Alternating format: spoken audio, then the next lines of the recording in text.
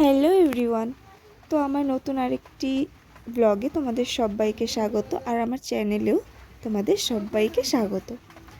তো যারা যারা আমার এই ভিডিওটি দেখছো তারা আমার চ্যানেলটা একটু সাবস্ক্রাইব করে দিও আর আমার ব্লগে একটা লাইক দিয়ে দিও। তো চলো, আজকে আমি কী রান্না করছি তোমরা নিশ্চয়ই দেখে বুঝতেই পেরেছ, তাই আর বলছি না। তো ওদিকে আমি মশলা করে নিয়েছি, আর ডিম আর আলুটাও কিন্তু সিদ্ধ করে নিয়েছি। এদিকে কড়াইতে তেল দিয়ে দিলাম। তেলটা গরম হতে হতে একটু বলে দিই যে আমি ডিমটা কিন্তু একটু কেটে কেটে নিয়েছি, যাতে ডিমের মধ্যে ভালোভাবে মশলাগুলো ঢুকতে পারে। তো ওদিকে তেল গরম হয়ে গেলে আমি কড়াইতে দিয়ে দিলাম সিদ্ধ করা ডিমটা।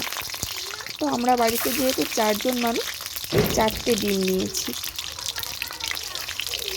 তো ডিমের মধ্যে দিয়ে দিচ্ছি একটু লবণ আর একটু হলুদ। লবণ হলুদ দিয়ে ডিমটা কিন্তু আমি একটু লাল লাল করে ভেজে নেব। তো ডিমটা দেখো ভাজা আমার হয়ে গেছে। এবার ডিমটা তুলে রেখে আমি কড়াইতে আলু দিয়ে দিয়েছি। আলুতেও সেম আমি একটু লবণ দিয়ে দিলাম, হলুদটা আর দিলাম না, যেহেতু কড়াইতে হলুদ কিন্তু একটু লেগেই আছে। তো আলুটাও সিদ্ধ করা ছিল, জাস্ট একটু বাদামি করে ভেজে নেব। আমি কিন্তু টমেটো কাটতে ভুলে গেছিলাম, তাই এই আলু ভাজার ফাঁকে একটু টমেটোটা কেটে নিলাম। তো আলুটাও এদিকে আমার ভাজা হয়েই গেছে। এবার আলু আর ডিমটা ভেজে আমি তুলে নিলাম। পাশে রেখে আমি কড়াইতে আর একটু তেল দিয়ে দিলাম।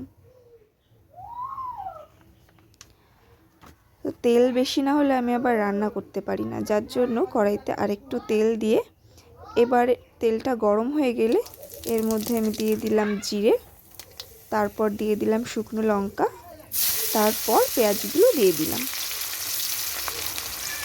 এবার পেঁয়াজটাকে আমি একটু ভালো করে ভেজে নেব, লাল লাল করে ভেজে নেব। তো পেঁয়াজটা আমার ভাজা হয়েই গেছে। এবার আমি সমস্ত মশলাগুলো এর মধ্যে দিয়ে দেব। দিয়ে দিলাম রসুন বাটা, আদা বাটা, জিরে বাটা, আর দিয়ে দেব লঙ্কা বাটা। তো সমস্ত মশলাগুলো দিয়ে আমি ভালো করে কষিয়ে নেব কিছুক্ষণ। আলু ভেজে তোমাকে আমি দিয়ে দেব ডিমের ঝোল। মশলাটাও কিন্তু সুন্দর একটু ভেজে নেব যতক্ষণ না তেলটা ছাড়ছে। এরপর মশলার মধ্যে দিয়ে দেব টমেটো। তো টমেটো দিয়েও ভালো করে নাড়িয়ে চাড়িয়ে সুন্দর করে কিন্তু ভেজে নেব। তারপরে দিয়ে দিলাম হলুদ।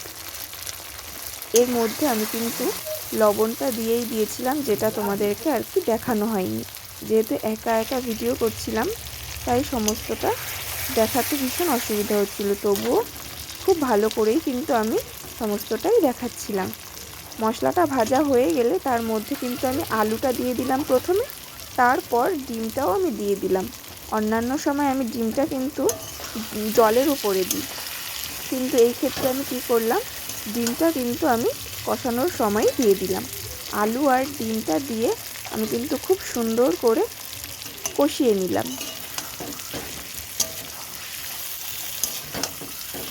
তো এরকম করে আমি বেশ 5-7 মিনিট মতো ভেজে নিয়েছি। তারপর এদিকে কিন্তু আমি গ্যাসে একটু জলও বসিয়ে দিয়েছি ডিমের ঝোলের মধ্যে দেওয়ার জন্য। তো গরম জল দিলে ভালো হয়, তার জন্য কিন্তু আমি গরম জল দিয়ে দিচ্ছি। তো দেখো এদিকে কিন্তু আমার কষানো খুব ভালো মতো হয়ে গেছে, আর আমি এদিকে গরম জলও দিয়ে দিলাম, তাই রান্নাটা কিন্তু খুব তাড়াতাড়ি হয়ে যাবে।